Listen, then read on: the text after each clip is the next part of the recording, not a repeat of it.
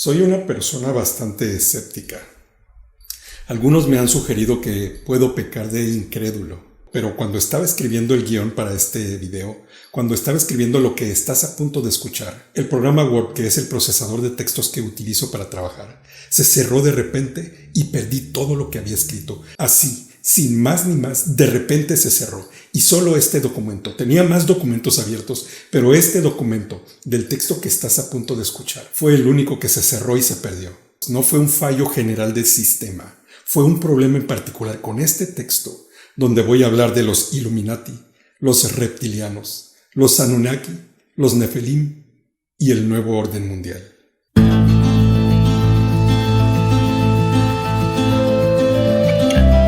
Una vez subí un par de videos, los puedes buscar en mi canal, donde porto una pulsera de hilo rojo. Muchas personas me dijeron inmediatamente que no debería de utilizar esas cosas porque esas cosas eran parte de una especie de amuleto de la buena suerte o algo así, y que utilizar esas cosas podría abrir puertas para que entraran en mí espíritus malignos. Y yo me quedé pensando, eso es lo que piensan las personas que diseñan esas cosas. Eso es lo que piensa el mundo. El mundo cree en esos amuletos de la buena suerte. ¿Qué diferencia hay en ese punto entre el mundo y lo que piensan muchos cristianos? Luego hay una señal que se hace con las manos, que simula unos cuernos, que no voy a repetir para no ofender a mis hermanos, que es una señal que la cultura popular ha atribuido a las personas que adoran a Satanás. Y los mismos adoradores de Satanás se han atribuido esa señal como una especie de signo propio. Y los grupos de rock la utilizan mucho como una especie de señal de rebeldía en contra de toda religión y toda institución. Y muchos en la Iglesia de Cristo le atribuyen a ese tipo de señales poderes que en realidad no tienen. Y luego está el tema de los reptilianos, los Anunnaki, los Nefilim, el nuevo orden mundial. Todo ese tipo de temas de conspiraciones les resultan increíblemente fascinantes a las personas del mundo. Y muchos cristianos resultan bien atraídos, profundamente atraídos por esas cosas. Con respecto a los ejemplos, como por ejemplo de la pulserita roja esa de hilo, el mundo, es decir, los mundanos, les atribuyen a ese tipo de cosas poderes místicos, espirituales que realmente no poseen. Ese tipo de personas piensan que los demonios necesitan una especie de sortilegio o pase mágico para poder abrirles las puertas para que puedan tentar a los seres humanos y atacarlos. Piensan que los demonios son muy caballerosos y solo atacan a los que se los permiten, como si los demonios fueran leales y honestos y dignos de confianza, para que respeten los límites que el humano les impone para su interacción con ellos. Y en todo esto, para esas personas mundanas, Dios no es más que un mero espectador que ha perdido el control sobre su creación y sobre sus criaturas. Y muchos cristianos piensan de esa manera. Pero con respecto a estas cosas en particular, ¿qué dice la Biblia? Alguno puede decir, hermano, si esas cosas las utiliza el mundo para traer la buena suerte, usted no debería de utilizarlas porque usted no se puede conformar al mundo. Esas cosas son del mundo, déjeselas al mundo. No. Lo que hace el mundo es creer que esas cosas tienen algún tipo de poder místico. Creer que esas cosas tienen poder es conformarse al mundo. Pero amén, no las debemos de vestir. Dice la Biblia que en esos casos el problema no es el objeto ni el acto. El problema es la conciencia de cada uno. Dice 1 Corintios 8. De modo que en cuanto a comer lo sacrificado a los ídolos, sabemos que un ídolo no es absolutamente nada y que hay un solo Dios. Pues aunque haya los así llamados dioses, ya sea en el cielo o en la tierra. Y por cierto, que hay muchos dioses y muchos señores. Para nosotros no hay más que un solo Dios el Padre, de quien todo procede y para el cual vivimos. Y no hay más que un solo Señor, es decir, Jesucristo, por quien todo existe y por medio del cual vivimos. Pero no todos tienen conocimiento de esto. Algunos siguen tan acostumbrados a los ídolos que comen carne a sabiendas de que ha sido sacrificada a un ídolo y su conciencia se contamina por ser débil. Pero lo que comemos no nos acerca a Dios. No somos mejores por comer ni peores por no comer. Sin embargo, tengan cuidado de que su libertad no se convierta en motivo de tropiezo para los débiles.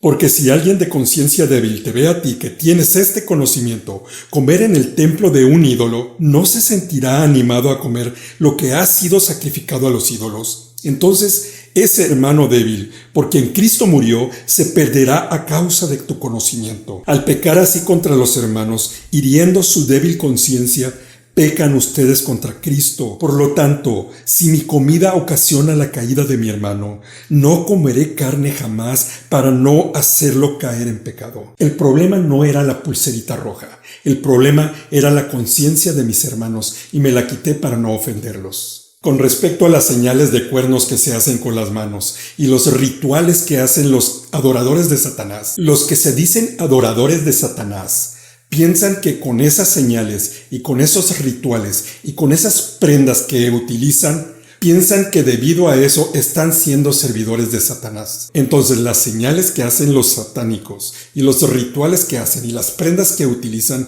es la más pura muestra de superstición. Y lamentablemente muchos cristianos piensan igual que ellos. Piensan que los que llegan a ser servidores de Satanás es porque hacen algún tipo de señales, algún tipo de rituales o se visten con ropas oscuras y se cuelgan ciertos tipos de amuletos. Pero ¿qué muestra la Biblia al respecto? La Biblia muestra claramente, como ahorita te lo voy a demostrar con textos bíblicos, que para ser servidor de Satanás no necesitas inscribirte a la iglesia de Satanás. No necesitas vestirte solo de negro y colgarte amuletos. No necesitas hacer señales con las manos y no necesitas practicar un ritual donde le entregas tu alma. Los satanistas creen esas supersticiones y muchos cristianos también las creen. Pero si le crees a Jesucristo lo que dijo, hijo del diablo es todo aquel que no le entiende y no le obedece. Juan 8, 43 y 44. ¿Por qué no entendéis mi lenguaje? Porque no podéis escuchar mi palabra. Vosotros sois de vuestro padre el diablo, y los deseos de vuestro padre queréis hacer. La primera carta de Juan va más lejos. Ahí, en el capítulo 3, dice que solo hay dos tipos de personas, los hijos de Dios y los hijos del diablo. Primera de Juan 3:10. En esto se manifiestan los hijos de Dios y los hijos del diablo. Todo aquel que no hace justicia y que no ama a su hermano, no es de Dios.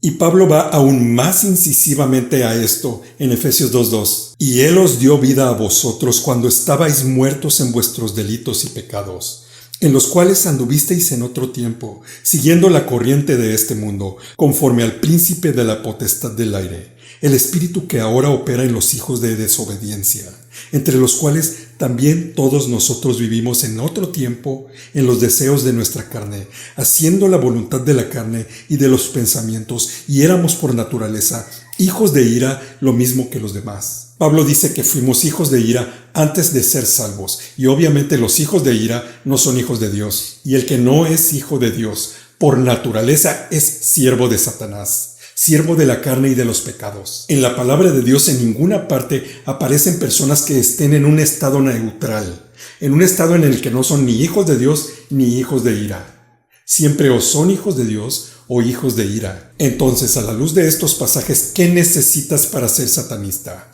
Nada.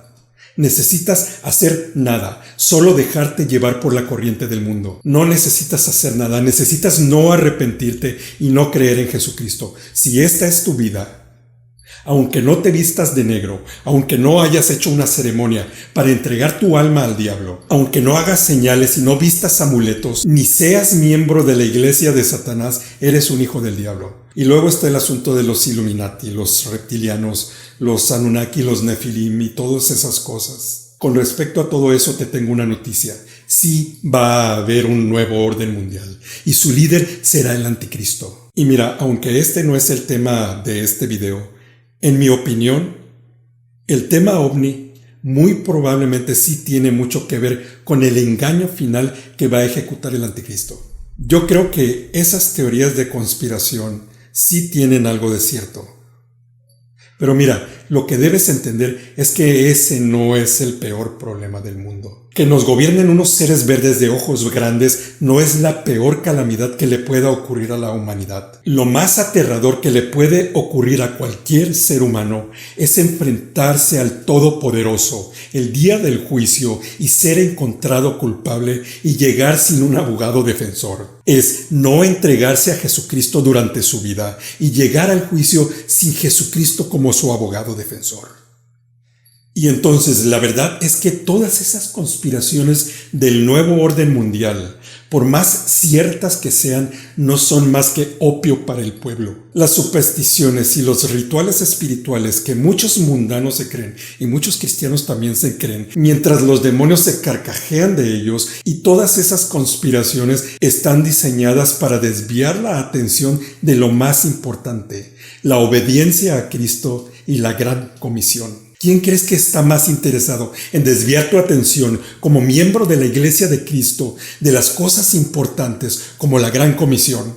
Satanás es terriblemente peligroso porque es más astuto que fuerte. Mira, no me malinterpretes. Con respecto a los rituales satánicos, ellos existen y son peligrosos. Con respecto a las supersticiones, es importante no vivir portando amuletos, dando testimonio del mundo antes que de Cristo. Y también es importante observar los tiempos para ver las señales como Jesús